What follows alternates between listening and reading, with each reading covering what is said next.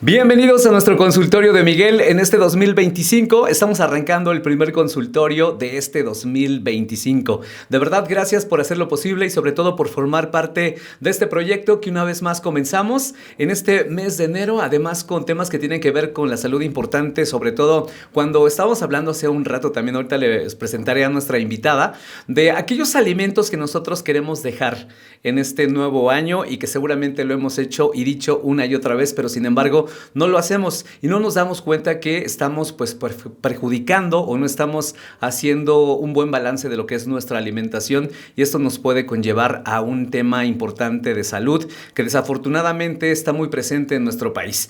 Vamos a hablar el día de hoy de diabetes, para que ustedes se queden con nosotros y sobre todo también nos hagan sus preguntas a través del 777-499-1991. Los invito a que también nos escuchen a través de lo que es nuestra app de la 99. Ahorita está disponible para que la puedan bajar de Google Play Store para Android. Nos buscan como la 99.1 Cuernavaca. Pues bueno, vamos a darle la bienvenida a la doctora Nidia Esquivel. Médico cirujano por la Universidad Autónoma del Estado de Morelos, también maestra en nutrición clínica por la Universidad Iberoamericana de Puebla, educadora también en diabetes por la Federación Mexicana de Diabetes, diplomado en nutrición especializada en cirugía de obesidad por el Colegio Mexicano de Cirugía para la Obesidad y Enfermedades Metabólicas, así como también diplomado en atención a las enfermedades crónicas no transmitibles por el Instituto Nacional de Salud Pública, también un diplomado en nutrición entera y parental por la Universidad Autónoma de Nuevo León, también diplomada en obesidad, nutrición y bariatría por la Benemérita Universidad Autónoma de Puebla. O sea que es una institución de verdad que nos va a ayudar muchísimo en este tema que tiene que ver con la diabetes. Doctora, pues gracias por estar con nosotros. Gracias. Feliz 2025. Feliz 2025 a todos y muchísimas gracias por la oportunidad de hablar de un tema tan importante. Y quisiera que comenzáramos con definir o decir qué es la diabetes, porque la escuchamos mucho.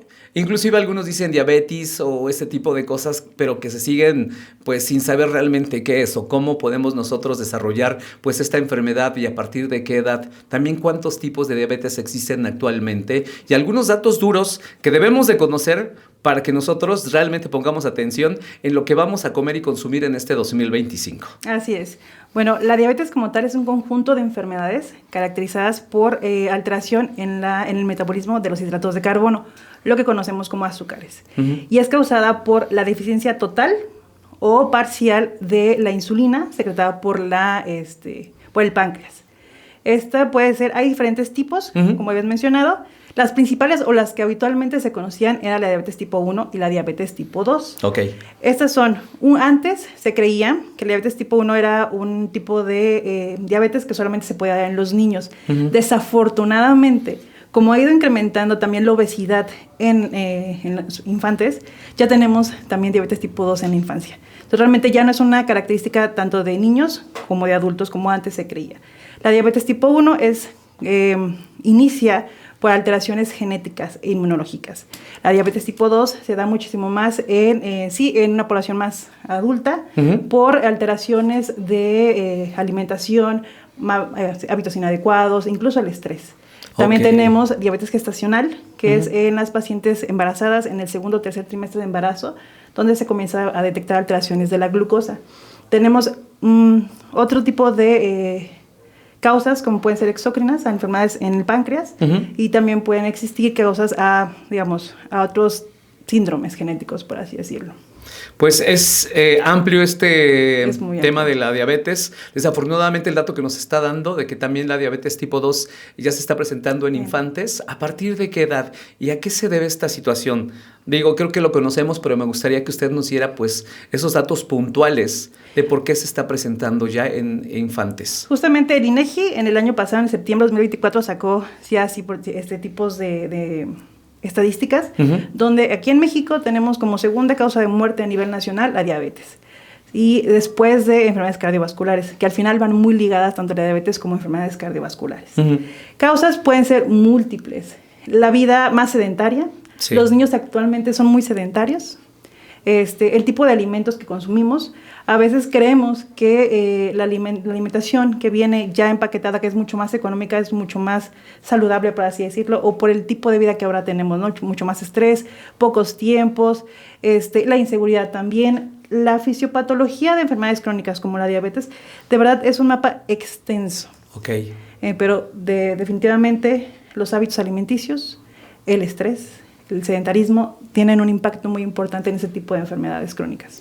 E inclusive, desafortunadamente, he leído ahí algunos datos de que también el estrés ya se presenta precisamente en infantes, cuando yo creo que anteriormente no los teníamos o no los detectábamos. Todo esto tiene que ver con el estilo de vida que llevamos y también los tiempos que estamos viviendo en cuanto a tecnología y demás cosas que creo que nos han alejado un poco de lo que es la actividad física, que antes practicábamos simplemente con salir a jugar, ¿no? Todas las tardes, inclusive pues rasparnos, quedarnos hasta tarde hasta que mamá nos decía ya métete. Y hoy en día pues por diferentes causas ya no sucede así y esto contribuye o suma precisamente a desarrollar pues también la diabetes tipo 2 en los infantes. Así es. ¿Cuáles podrían ser algunos de estos síntomas más comunes de la diabetes que todos deberíamos de conocer? O sea, de forma súper general, para ya tenerlo claro, tenerlo en el radar en este 2025 y que sepamos de qué se está hablando cuando se dice diabetes.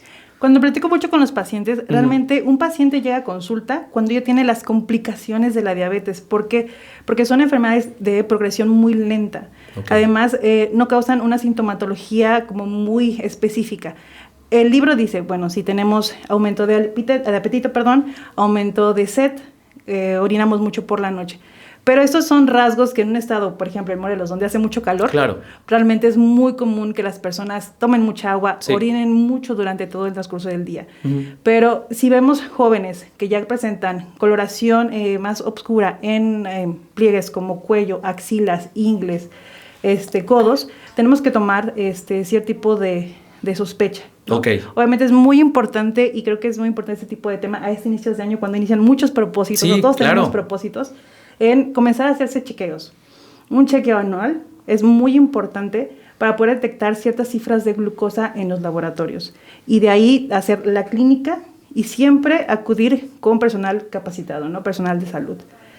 En este caso, este tipo de estudios que nos recomienda, que me gustaría que nos dijera los 3 o los principales estudios que se deben de hacer para un diagnóstico de diabetes o saber que estamos bien o no estamos desarrollando ya pues esta enfermedad debido a nuestros niveles de glucosa.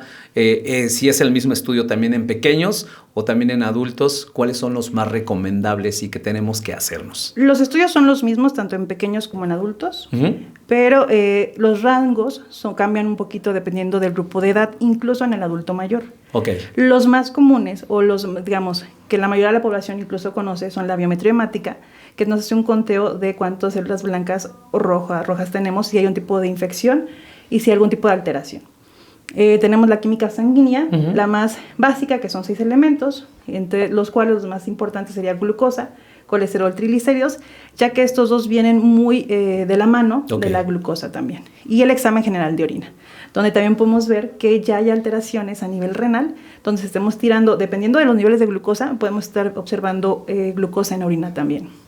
Este estudio lo recomienda que lo hagamos pues una vez al año y ahorita que estamos con los propósitos, pues qué mejor que hacerlo en esta semana, que inclusive está un poco más tranquila por decir, porque todavía inclusive pues muchos niños no entran a la escuela, sino al, no sé, jueves, al parecer es cuando tienen el regreso la mayoría de ellos, pero debemos de aprovechar porque ya nos fuimos con los Reyes, nos fuimos con Navidad, Santa y demás, pero uno de los regalos que nos debemos de dar es precisamente la salud y sobre todo a nuestros seres queridos. Así es. Una vez que tenemos estos estudios que nos los hacemos, que vamos a algún laboratorio, recomendar que siempre tengamos la interpretación, por supuesto, de un profesional de la salud, ¿no? Así es. Existen, realmente este tipo de enfermedades se tiene que ver siempre de forma muy personalizada, pero también de forma multidisciplinaria. Entonces es muy importante contar, con el médico, nutriólogo, psicólogo, ¿no? Cuando observamos ya que este tipo de enfermedades que van apareciendo, realmente también tener un diagnóstico de inicio de año, por ejemplo, ahorita que iniciamos, pues es muy impactante para las personas, ¿no? Decir, oye,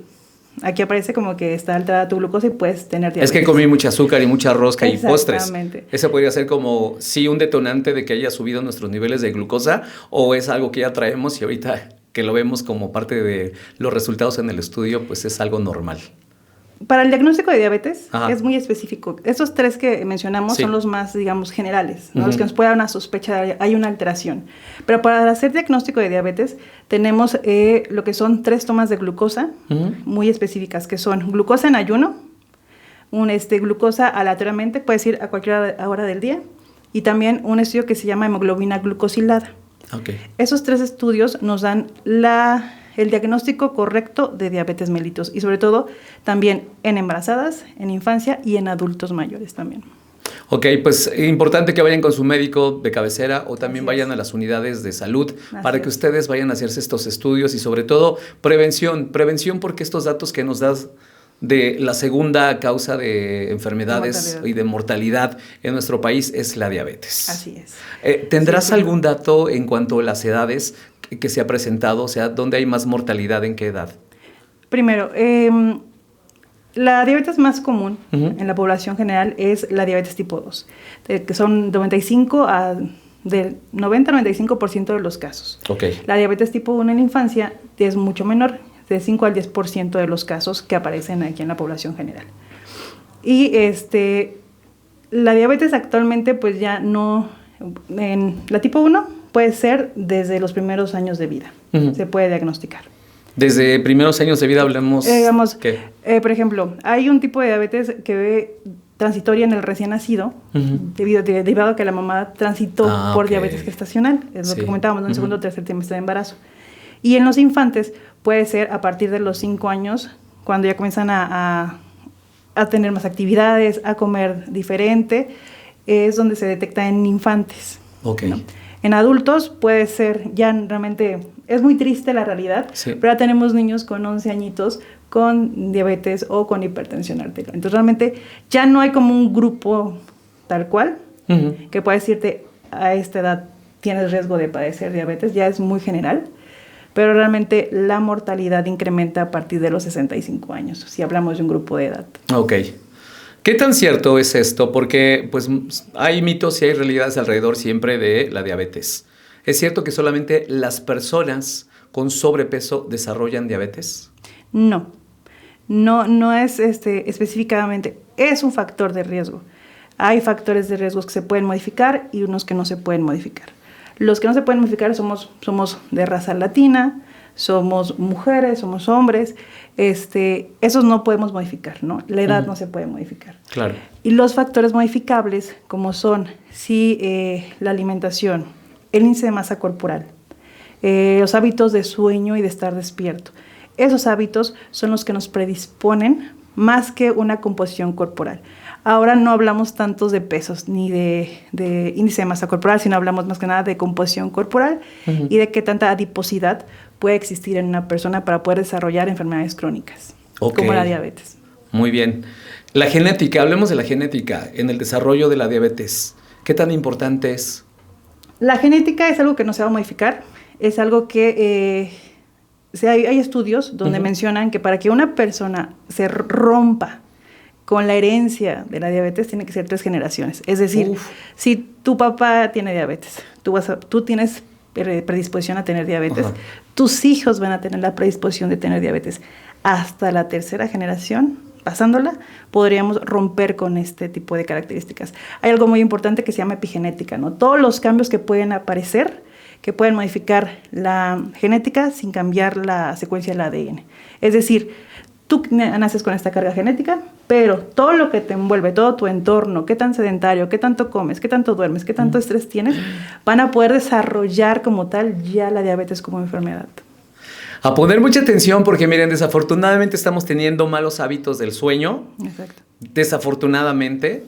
Estamos muy pegados a los teléfonos antes de irnos a dormir. Inclusive estamos acostados y estamos viendo los teléfonos. Incluso los niños hacen esto, apagan la luz del cuarto y piensan que ya se fueron a dormir y ellos a escondidas están viendo lo que son sus tablets o teléfonos. La parte también de la actividad física que pues somos flojos, a lo mejor decimos sí voy a ir al gimnasio, voy a empezar a hacer ejercicio, comienza la primera semana del mes de enero y lo hacemos, la segunda igual, pero volvemos nuevamente a caer en este propósito que nunca logramos.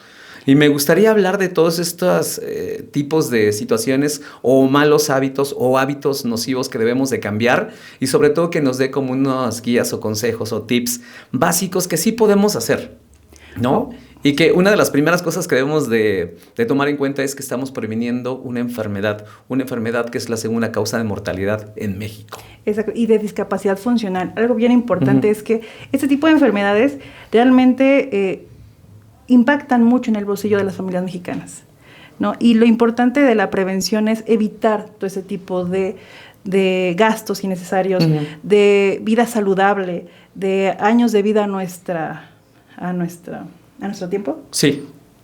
Pero sobre todo evitar toda la discapacidad que puede existir en el futuro. Porque al final del tiempo, la diabetes se caracteriza por tener glucosa elevada en sangre. Sí. Este causa una inflamación a nivel en todo el organismo y puede condicionar a todas las complicaciones como son el famoso pie diabético, ¿no? Las famosas neuritis. Hay mucha gente que se queja de la ciatalgia, del nervio ciático, esa inflamación. Todo esto se puede prevenir controlando desde ahorita nuestras glucosas, ¿no?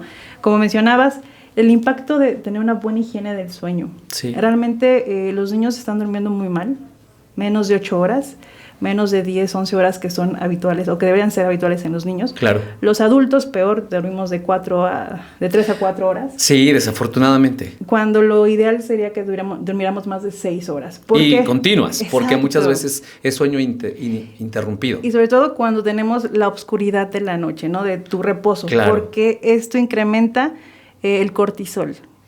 O sea tú que si me duermes duermo poquito, se te incrementa el cortisol. Y el cortisol va a incrementar la insulina. Y la insulina va a incrementar el sobrepeso y también va a incrementar que cuando tú despiertes tengas cierta... tu alimento va dirigido a algo dulce, porque tú tienes que despertar. Claro. Entonces, es una cadenita que con tan solo el hecho de tener una buena higiene del sueño podemos prevenir. Otro tip que decías, actívense, de verdad, somos muy sedentarios. Hay personas que, y esto va a causar un poquito de debate, pero a pesar de que vayas al gimnasio, si estás más de 6 horas sentados, las guías dicen que eres una persona sedentaria. Ahorita lo que hace mucho Secretaría de Salud también es promover las pautas activas incluso en los niños, ¿no? En los lugares de trabajo, porque hay que moverse. Si contestas una llamada, camina alrededor de tu cuarto, ¿no? Si tu trabajo queda a una cuadra, bájate una cuadra antes y camina, ¿no? Perfecto. Muévanse, es lo más importante. Creo que el sedentarismo causa gran impacto en todas las edades para desarrollar no solamente la diabetes, sino toda la carga de enfermedades crónicas degenerativas que existen. Doctora, muchísimas gracias por estar con nosotros. Tenemos que hacer la primera pausa en el consultorio de Miguel. Si tienen dudas, ya lo saben, al 777-499-1991. También pueden hacer sus preguntas a través de la app de la 99. Recuerden, ahí viene donde nos pueden enviar los mensajes y también lo pueden hacer llegar a través de lo que es nuestra app de la 99. Porque hay muchas preguntas que tengo para usted, doctora, claro que están llegando a través también de nuestro WhatsApp en esta mañana. Importantísimo todos estos datos que nos da y que debemos de tomar en cuenta, ¿eh? Estamos a 7 de enero. Creo que podemos hacer un gran cambio a partir del día de hoy. No el próximo lunes, no la próxima semana, no la próxima quincena, no cuando me compre los tenis, cuando me compre el pants para hacer ejercicio, no cuando vaya al mercado a hacer no sé, la canasta o no sé, la despensa de la semana. Desde hoy se puede hacer. Así es. ¿No? Vamos a la pausa y regresamos al consultorio de Miguel, aquí en la 99, tu estación favorita en Morelos. Consultorio de Miguel, muchísimas gracias por todas sus preguntas a través del 777-499-1991. Estamos hablando de diabetes el día de hoy, pero es que la diabetes conlleva o va alrededor también de otras situaciones que son importantes conocer, y por eso está con nosotros nuestra especialista el día de hoy, doctora Nivia Esquivel. Gracias por compartir tanta información, que además felicidades porque tiene una formación tremenda, actualización también, que es importante, no solamente quedarse con lo que cuando ya pues tienes tu cédula y demás, sino que está una actualización constante, de acuerdo también a lo que se va presentando, porque las enfermedades evolucionan y cambian. Y también los médicos especialistas deben de estar pues haciendo esto para poder atender pues las nuevas formas de las enfermedades. ¿Y cómo va cambiando todo? ¿Cómo va cambiando? Pues de verdad, gracias por estar con nosotros. Y nuevamente nos vuelven a preguntar respecto al tema del sobrepeso, que igual les gustaría que nos compartiera un poco más de esto y qué tanto puede ser o no puede ser algo que afecte a lo que puede ser la diabetes o algún otro padecimiento. Claro que sí. Realmente es muy importante saber que todo lo que consumamos a nuestro cuerpo va a impactar en nuestros niveles de glucosa o de azúcar en la sangre, como se conoce, ¿no? Es decir, si yo consumo más de lo que gasto, es decir, las actividades que hago, todos estos excesos se van a depositar en mi cuerpo. pero en forma de grasa. Grasa en los órganos importantes como son hígado, músculo. Esta cantidad de grasa que se deposita, por ejemplo, en los músculos, en esto que hablamos del sedentarismo, causa que la insulina no pueda hacer su efecto. Y esto va a condicionar a que haya mucha insulina libre y mucha glucosa libre. Y esto va a condicionar un incremento de peso, no solamente por las cifras glucosas elevadas de glucosa, sino también por el impacto de la insulina. La insulina como tal es una hormona anabólica. ¿Qué quiere decir? Que junta pequeñas partículas para crear algo muy grande. En este caso, grasita, ¿no? Depósitos de grasa. Entonces, al tener insulina elevada, también vamos a comenzar a generar sobrepeso. Y esto va a condicionar a que no pueda hacer tampoco su acción. Imaginemos a la insulina como la llave que hace que la glucosa entre a mis células para que yo tenga energía y funcione todo el día. Cuando ya tenemos elevada insulina y elevada glucosa, no hay efecto. Como que se bloquea. Entonces va a condicionar lo que son enfermedades como diabetes e hipertensión. Este tipo de enfermedades van de la mano, porque hay mucha inflamación en nuestro cuerpo. Cuando decimos que estamos inflamados, uno piensa que es porque está hinchado y demás, o sea, tiene que ver esto, pero además también están inflamados algunos órganos de nuestro cuerpo. Me refiero a nivel celular, exactamente. Ajá. Es decir, todo espacio que tenga mucha glucosa o tenga mucho azúcar libre va a condicionar inflamación. ¿Qué quiere decir? Que va a hacer que el cuerpo necesite más hormonas, más azúcar. Esto va a condicionar también a la señalización que va a decir, me da mucha hambre, ¿no? Entonces comienzo a comer, y si no me muevo, ¿qué crees que pasa? Pues incrementa el tejido adiposo, incrementa la circunferencia de cintura, y un diámetro muy importante es la circunferencia de cintura. A mayor circunferencia de cintura, mayor riesgo de enfermedades cardiovasculares y de enfermedades crónicas. Ok. Otra cosa que también nos están preguntando por aquí, si las personas con diabetes pueden comer azúcar en pequeñas cantidades, ya saben que un dulce, un chocolatito, o deben de evitarla por completo. Qué bueno que me lo preguntas, porque realmente ahorita que iniciamos el año, todos tenemos un propósito, ¿no? Que es, bajar de peso, ¿no? Que es como muy común, ¿no? Sí. Comer más saludable. Realmente la alimentación saludable tiene que ser suficiente, tiene que ser variada, tiene que ser sustentable, tiene que ser también adecuada y actualmente muy accesible a todo el bolsillo que tenemos. Okay. ¿Por qué? Porque muchas veces cuando iniciamos un plan de alimentación, sobre todo en enfermedades, pensamos que va a ser muy caro y por eso no vamos a consulta, por eso no llevamos a cabo un plan de alimentación, porque tenemos la idea de que es caro, ¿no? Entonces, la persona que vive con diabetes puede comer de todo. Lo importante es los horarios, cómo combinarlo, pero no existe ya más el tema de alimentación para diabetes, ¿no? Porque tiene que ser todo de forma muy inclusiva. Por eso la personalización de los tratamientos, ¿no? No es alimento normal y alimento para el paciente con diabetes, ¿no? Tiene que integrarse. Se puede comer, sí, con una buena orientación, con un buen tratamiento, pero siempre y cuando atendiéndose, ¿no? Y también algo que es muy importante es que la población reciba la educación necesaria para empoderarse de sí mismos y de las enfermedades que quieren tratar. Esta educación de la cual nos hablas, que se me hace súper importante, que de verdad la tengamos, creo que también uno de los propósitos que tenemos en el consultorio de Miguel es parte eso, ¿no? De que nosotros también sepamos de qué estamos hablando cuando alguien tiene algún tipo de enfermedad o padecimiento, de que sepamos cómo actúa también nuestro cuerpo, nuestro organismo, cuando comemos cierto alimento después de cierta hora o cierta cantidad también. Todo esto es importante, pero ¿cómo podríamos iniciar precisamente con esta buena educación? Acercarse primero a los profesionales de la salud. Sí. Existe de verdad muchísima gente muy preparada, ¿no? Desde enfermería, que a veces cuando van a las unidades de salud, quien entra en contacto es enfermería, ¿no? Sí. Médicos, especialistas como medicina interna, endocrinólogos, nutricionistas, dietistas, pero siempre ir con información que tenga evidencia científica. Actualmente hay infinidad de retos, infinidad de productos milagro, sí, que tan solo consumimos puede ayudarnos a mejorar nuestra salud o bajar en ese tema el azúcar, ¿no? Pero es muy importante siempre saber que una alimentación tiene que ser variada, balanceada, y que no es simplemente dejar de comer. ¿Qué pasa mucho? La gente hace muchas restricciones de forma general, es decir, no voy a comer grasas, no voy a comer harinas, Y en ese momento... No voy a comer tortilla y pan ya. Exactamente. ¿Ahí qué pasa si alguien toma esa decisión? Fíjate que algo bien bonito de la alimentación, sobre todo en México, es que están diseñadas de cierta forma para poder nutrir nuestro cuerpo y poder funcionar.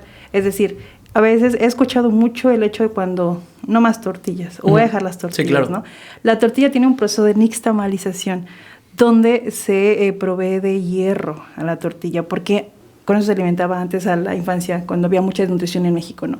Entonces realmente hay que saber las porciones de cada quien de acuerdo para lo que mi cuerpo hace. Es decir, no es lo mismo una persona que corre un maratón a, por ejemplo, uno como médico que está sentado todo el día, ¿no? Sí. Entonces depende muchísimo lo que tú haces, cuánto duermas, hablando nuevamente del cortisol, depende mucho qué tanto te estás moviendo para poder hacerte un plan de alimentación. Es decir, con esto tu cuerpo se va a nutrir y va a funcionar. Porque lo que te decía, cuando hacemos restricciones tan generales, nos desnutrimos. Y mucho cuidado con este tipo de retos que en 21 días deja de comer azúcar y verás los cambios en tu cuerpo. Así es. ¿Qué pasa ahí con este tipo de información o videos que actualmente vemos y que hasta los guardamos tanto en Reels como en TikTok? Porque voy a dejarme guiar por este video de que en 21 días si dejo de comer azúcar voy a ver estos cambios en mi cuerpo. La importancia de verdad de comenzar a conocer que no estamos hablando solamente de un índice de masa corporal, sino una composición corporal, donde lo que tenemos que prolongar es el músculo.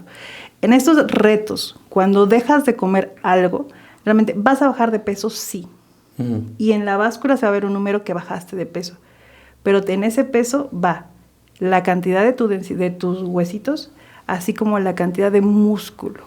Entonces, más que esos retos es de verdad informarse, acercarse, preguntar, para poder llevar un estilo de vida saludable, donde coman bien, donde se nutran bien.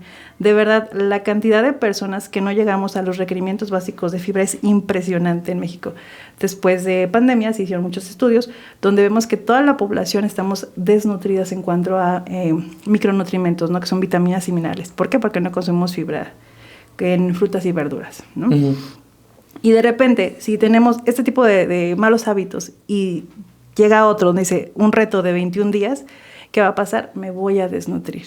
Entonces voy a comenzar a tener alteraciones por desnutrición y no tanto por la enfermedad. ¿Y a qué eso lo vamos a atribuir? A la enfermedad como tal. Y lo malo es que nosotros pensamos que ya estamos mejor porque bajamos de peso. No, para nada. Porque incluso uno de los de la fisiología de la diabetes es bajan de peso. Porque están tan inflamados que se pierde mucha masa muscular. Entonces, el seguro de vida para todos en este inicio de año es la masa muscular. Tiene que ver mucho con la funcionalidad. Una persona que pierde músculo se mueve lento, se cansa y tiene riesgos a sufrir otro tipo de enfermedades como fracturas, como caídas. Entonces, de verdad, evitemos retos y mejor eduquémonos para poder tener una vida saludable a lo largo de todo, ¿no? De todo el tiempo. ¿Cuál sería la media de si existe, de acuerdo a ciertas edades, el índice ideal de masa muscular? El índice de masa corporal, perdón, se usa actualmente mucho para estudios clínicos.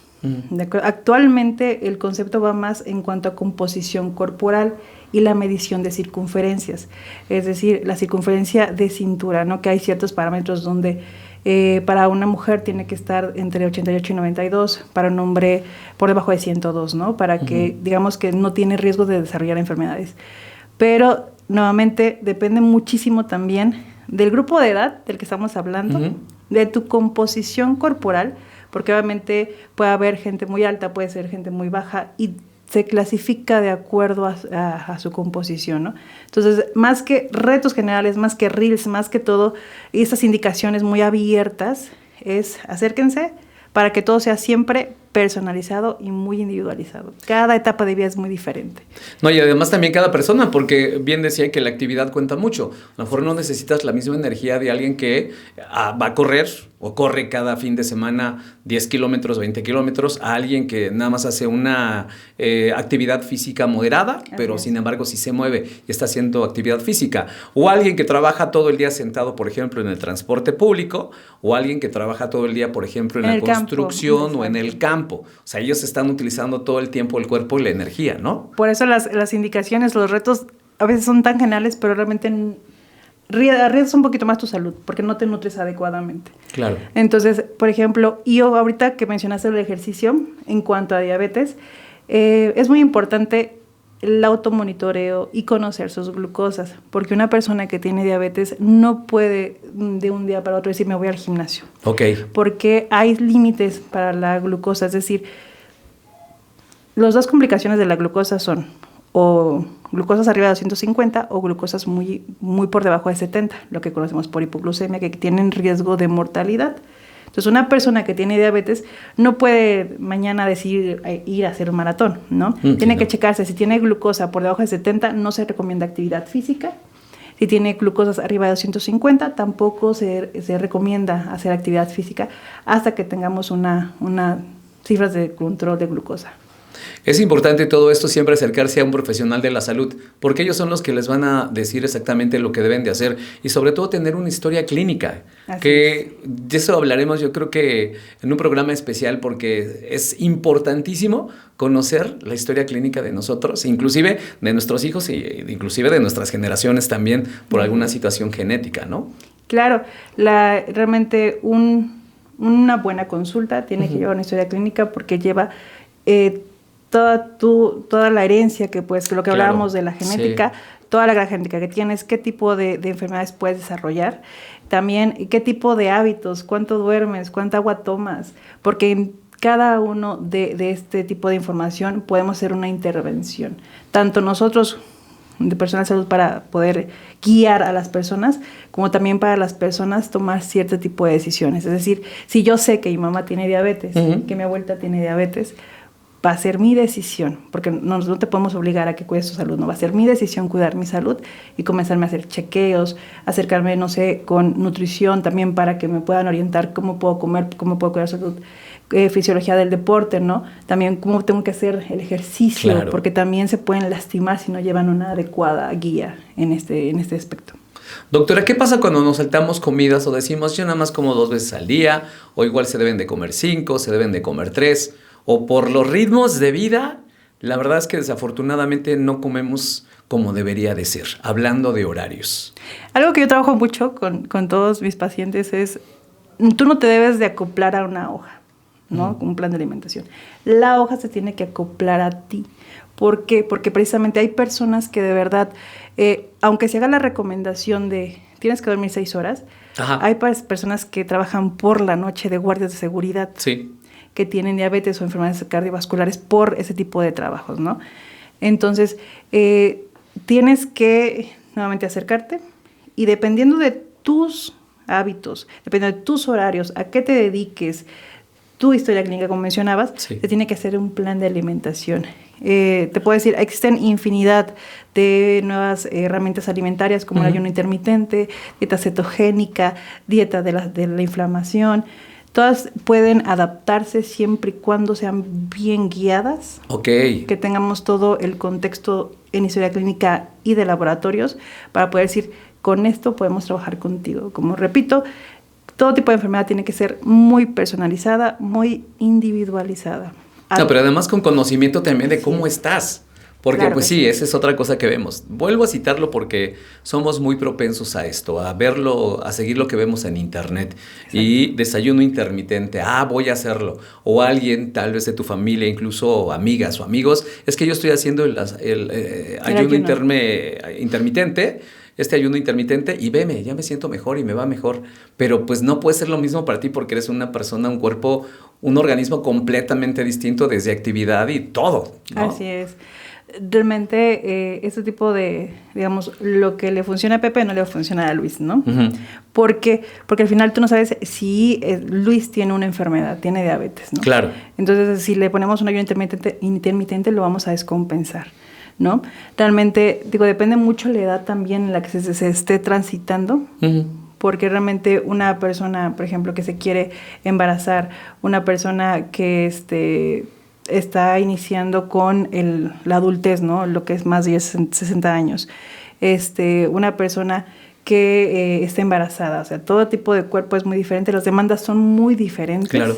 Entonces, todo este tipo de indicaciones como el ayuno intermitente, incluso en personas no gestantes, en personas que se conocen como saludables, no podemos iniciar ningún tipo de recomendación muy general. El ayuno intermitente sí tiene evidencia científica, sí tiene buenos resultados en muchas enfermedades, pero también se tiene que seleccionar a las personas, porque desafortunadamente los trastornos de conducta alimentaria están al orden del día. Una persona que tiene un trastorno de conducta alimentaria como la anorexia no es un candidato para ayuno intermitente, ¿no? Entonces realmente, de verdad, acérquense. Cada cuerpo es diferente, cada cuerpo necesita cosas diferentes y no sigamos ese tipo de modas o ese tipo de pues más que nada de información muy generalizada. Que además también queremos que sea en una semana. O sea, exacto. O en 21 días ya voy a lograrlo, los demás 300 días que le restan al año o más de 300 ya no me voy a preocupar. Porque uno piensa eso, ¿no? Mira, ya lo logré, ya me entró el vestido, ya me siento bien, ya puedo agacharme y demás. Creo que ya no voy a hacer esto, ya me quedo ahí y lo mantengo. Pero pues no, hay muchos factores y riesgos que se están exponiendo a este tipo de situaciones. Por eso queremos que ustedes también pues pongan mucha atención ya casi al final, porque vamos a decir cosas que sí debemos de tomar en cuenta que son focos rojos para nuestra salud. Y sobre todo hablando del tema de diabetes. Voy a una pausa y regresamos, doctora, si le parece bien. Claro que aquí sí. en el consultorio de Miguel.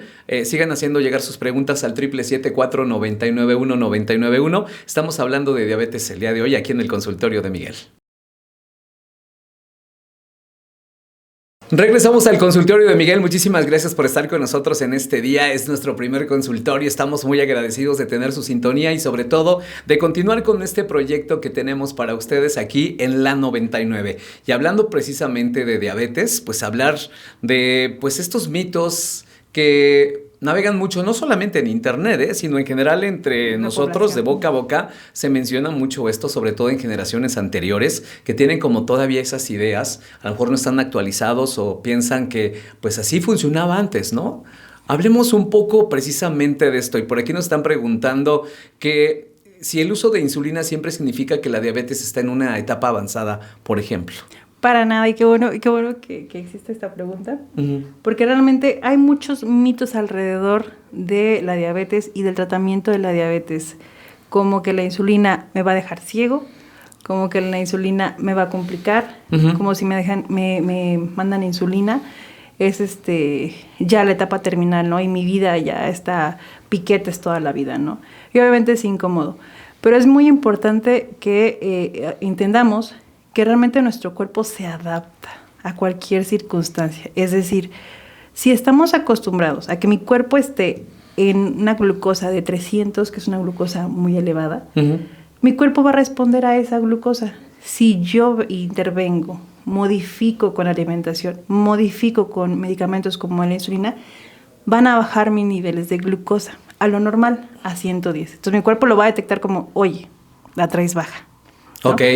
Entonces, en ese tipo de tiempo en el que mi cuerpo se adapta a lo normal, porque para mí lo normal era estar descompensado, descontrolado. Sí, ¿no? Sí, obvio. Va a haber sí tipo de alteraciones o signos y síntomas que van a condicionar a que a lo mejor y veo borroso, a lo mejor y me mareo, pero son días. Entonces, perdamos el miedo a a la insulina, como preguntaron, ya que actualmente se sabe que mientras más intenso sea el tratamiento de acuerdo a la edad, me va a ayudar muchísimo mejor y me va a dar muchísimo más años de vida saludable. Ok. Entonces, no, lo ideal es precisamente iniciar con una buena dosificación de insulina para evitar las complicaciones que vienen por ende en la diabetes. Alguien más nos pregunta, ¿es cierto que la diabetes tipo 2 puede revertirse con dieta y ejercicio? Se puede controlar de forma en que nada más tenga, digamos, lo que se da mucho en este tipo de enfermedades es la polifarmacia. ¿Qué quiere decir polifarmacia? Más de 3 medicamentos para una persona para controlar una enfermedad, ¿no? Entonces, podemos controlarla definitivamente con alimentación, con ejercicio, de forma que sea nada más uno el tratamiento para tu diabetes, ¿no? Como tal, no insulina, puede ser medicamentos orales, pero sí es verdad que se puede controlar y que vas a modificar todo tu futuro con esto. Nos llega también otra pregunta. Si las pastillas naturistas son buenas para controlar o el control de diabetes. Existen infinidad de tratamientos homeopáticos alternativos, pero en este tipo de atención, bueno, de medicamentos o de tratamientos, no hay estudios que comprueben, por así decirlo, qué tanto es tantito. No puedo saber qué efectos van a condicionar en mi riñón, qué efectos puede haber en mi corazón.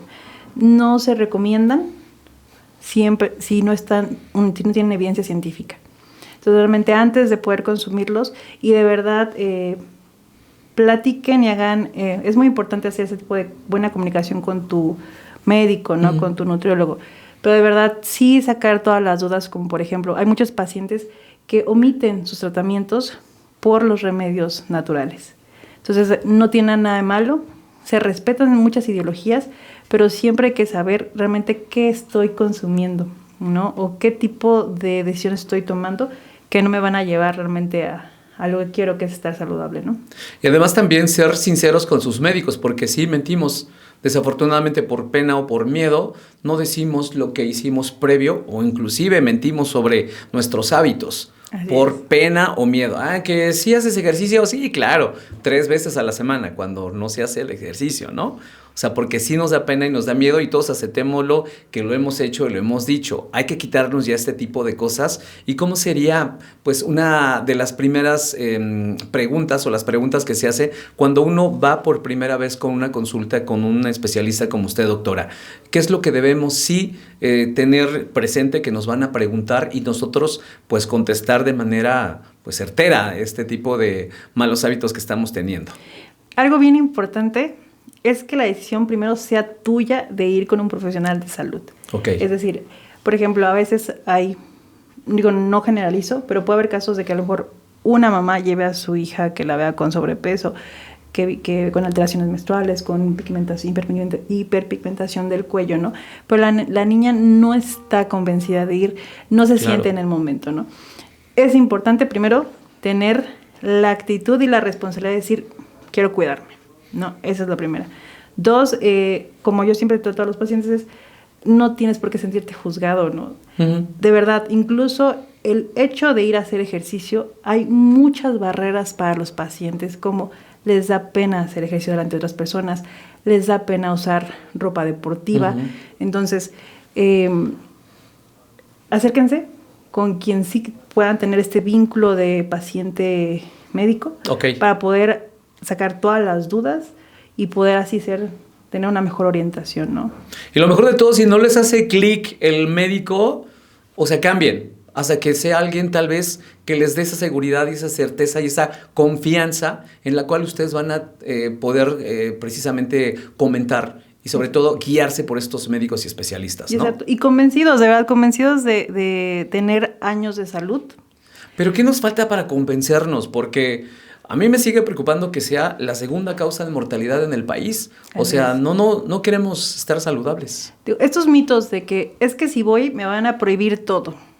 Ajá. Me van a prohibir todo y voy a comer nada. Voy a comer sin sabor, ¿no? Me van a mandar insulina. Entonces, por eso muy importante este tipo de espacios donde puedan sacar las dudas, de decir, ok, no pasa nada si usas insulina, porque eso te va a dar que tengas una vida saludable y te permite hacer tu vida diaria como la que tú desees, ¿no? Es mentira, ningún tipo de plan de alimentación para controlar algún tipo de enfermedad o sobrepeso tiene que ser desgastante y triste. Todo lo contrario, México tiene recursos por ejemplo, en infinidad de hierbas, por así, aromáticas, pimienta, paprika, orégano, que puede ser muy rica la alimentación. Tienes que ir convencido de que va a ser por tu bien y quitarle miedo y todo este tipo o que me van a regañar. Pasa mucho. Los pacientes que me van a regañar, por eso no le digo que ayer cené tanto, ¿no? Entonces, sí pasa. Hay que quitar mitos, Sí. Hay que informarnos, hay que educarnos, hay que preguntar, hay que tomar conciencia de que debo de, a lo mejor, no ver tantos reels, dormir más temprano, Sí. Que tengo que tomar agua, que tengo que moverme, porque todo eso me va a dar a lo largo de mi vida funcionalidad. no tienes idea la cantidad de personas con discapacidad por enfermedades crónicas como la diabetes. Y hablando precisamente de esto, ¿cómo puede afectar la diabetes a otros aspectos de nuestra salud de los que, pues, no es que sean más comunes, pero sí se han presentado? Al final, la diabetes va muy de la mano con enfermedades renales, enfermedades cardiovasculares, que también son las otras causas de muerte en México, ¿no? Entonces, que yo tenga glucosa elevada en mi sangre va a condicionar a que se inflame, no sé, o haya más grasita en mi músculo, que haya más grasita en mis arterias, que eso condicione a que mi corazón bombee más, a que cambie su estructura, a que se me eleve la presión arterial. Entonces, es muy importante, de verdad, hacerse estos chequeos ahorita inicios de año con todos los propósitos del mundo, sí, con la conciencia de que quiero evitar cualquier tipo de enfermedad relacionada. Digo, son enfermedades crónicas degenerativas. Es un espectro que con el tiempo va a ir degenerando diferentes tipos de órganos diana, ¿no? Como corazón, como riñón, como hígado. Entonces es muy importante controlarlas con hábitos saludables. Ya, la última pregunta antes de irnos, doctora. Nos preguntan por aquí, ¿es posible llevar una vida completamente normal con diabetes si se controla adecuadamente? Definitivamente.